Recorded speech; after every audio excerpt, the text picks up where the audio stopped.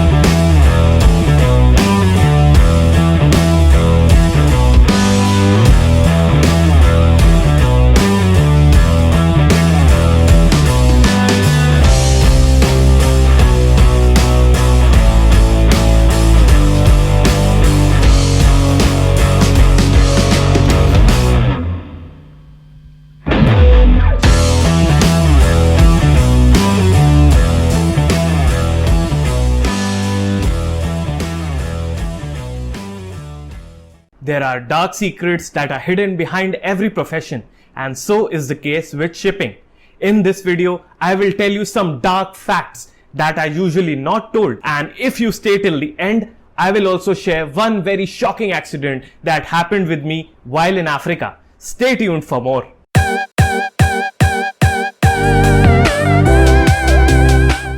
Maritime piracy is a term that is usually not talked about. It is the Voldemort of the shipping industry. You know it is there, but you don't take its name. In the recent years, you must have seen movies like Captain Phillips, which showed you about one incident that happened on the seas. So why is it so harmful and dangerous for the people going on the ships? Let's find out. The most important point that we need to understand first is what is maritime piracy. Maritime piracy is an act by which a group of robbers in a motorized boat or a small boat try to board the ships with guns and proper ammunition, and they hijack the ship in the worst possible way. They will take all the crew members of the ship as prisoners. Then they demand extreme amounts of ransom for the cargo, for the ship, and for the lives of the people that they have held as captives. They take command of the ship, go on the bridge, and declare themselves as the captain. Look at me, sure. I'm the captain now. So the next question that comes in line is, why does piracy exist in the world?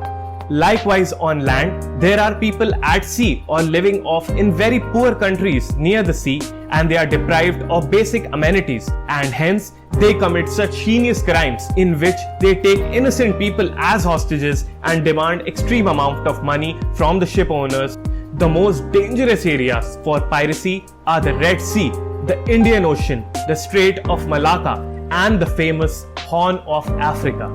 A fun fact for you, do you know that seaborne piracy leads to $16 billion of losses every year?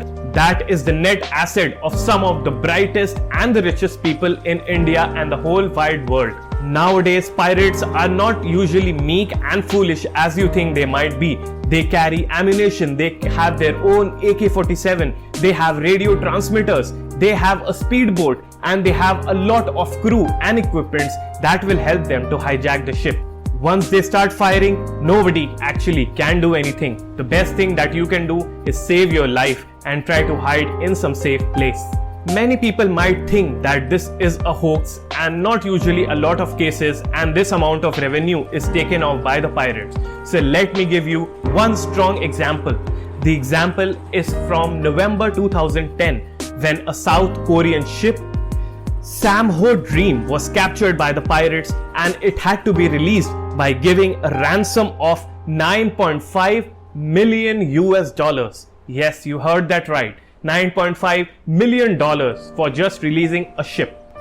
Fast forward to 2020, the maritime piracy has led to an increase of 24% because there is the COVID situation and people are not usually able to get their food, water, resources, and basic amenities that they need to survive in this difficult situation. How to tackle these seaborne attackers and dacoits that come on board, put a pistol on your head, and demand ransom from the shipping companies? How to avoid that? What steps are being taken? Let me tell you. The first step that is taken is proper navigation by the officers. The officers pay extra attention when they reach areas where the maritime piracy is quite high, and they have usually 1 or 2 people helping them to maintain the watches, keeping the lookouts in dangerous areas, which are also referred as HRA, high risk areas. Secondly, some ships also get naval guards on board.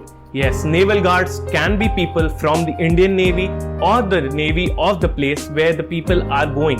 Like for example, if I am going to the areas near India, then I can call the Indian Navy for their help while passing through the HRA, that is the high risk areas, and they will provide some soldiers on board a ship with proper ammunition, and that can help in tackling the pirate situation in case it arises. Inside the ship, we have barbed wires and water cannons that we usually use to escape from the pirates, but these are very minor precautions that we can take to avoid this attack by the pirates. If they come with their AK-47 and start firing, you cannot do anything. You just have to submit and run away for your life. One thing that is also done is increasing the security levels on the ship. Whenever a ship goes to the high-risk areas, different security levels are used on board, and the captain orders to keep highest security level on board a ship, which states that every person coming on board will be checked, and only important people will be allowed to come on board. All the stevedores and the police that comes on board usually have to give their ID cards just for their identification and to know that who is coming on board and who is leaving at what point of time. No other people are allowed to board a ship in those high-risk areas. In fact, the crew is also not allowed to usually go ashore and get something for themselves or just take a spin around the city. If you are still watching, then please hit the subscribe button so that you can increase one more family member of our channel. Now coming to my personal experience in Africa and what I faced as a seafarer on board a ship which was passing through the high-risk areas. So I remember the time when I went near the high-risk areas. I was a cadet. A cadet means a trainee officer or engineer that is usually present on board, and he learns everything from their officers. So once we are cadets, we were assigned security watches on board a ship. Like for example, if we are 2 cadets, then one cadet will go to the aft station of the ship while other cadet would go to the forward station of the ships. And there are also ABs and deckhands that are helping the cadets. You are given one radio, and in every half an hour, you have to report to the chief officer or the captain that everything is safe and secure. And I was giving the command of the aft station of the ship, and the aft station is usually the place where other ships are also docked up. So you can see the other ships, and you can also see some small fishing boats near your ship, or you can see, few people walking around, and you are, kind of suspicious and nervous all the time since you are aware of the piracy and you have obviously watched Captain Phillips. You inculcate a fear in your mind that what might happen to you, and if you are thinking that we are given some weapons to save ourselves, all we are given is a flashlight, and you just have to flash that once and for all just to keep a watch at the night that if somebody is coming on board or not. So what actually happened to me was, it was late night, around 2 or 3 a.m. in the night time, and I was maintaining my watch as instructed by the seniors. And I was walking around the deck just monitoring the areas which were assigned to me, and suddenly I hear a strong noise like somebody is climbing or there is some rope getting stretched. When I saw on the sides, I could see that in one of the ropes there was one guy who was trying to put himself onto there and just trying to get on top. And when I saw that, I was extremely terrified, to be very honest. The most I could do was shout, but in those situations I could not shout at all. What I did was, I took out my flashlight and I just flashed the lights onto his face and started shouting, "Ooh, ooh, get out, get out, get out." And I was lucky enough that this guy just got afraid and jumped off the rope and just got away. So this was one experience which really has a deep effect on my mind. So to conclude, I would like to tell you that shipping is not a cakewalk. For people just telling and messaging your friends that you are there just for the money or for the international travel, they do not account the risks that the seafarers are taking on board a ship. There is danger of the cargo, there is danger of maritime piracy, and there are lots of safety hazards involved, which makes life really difficult on board a ship. That is why they are getting huge salaries to compensate for all these things that they experience on board a ship.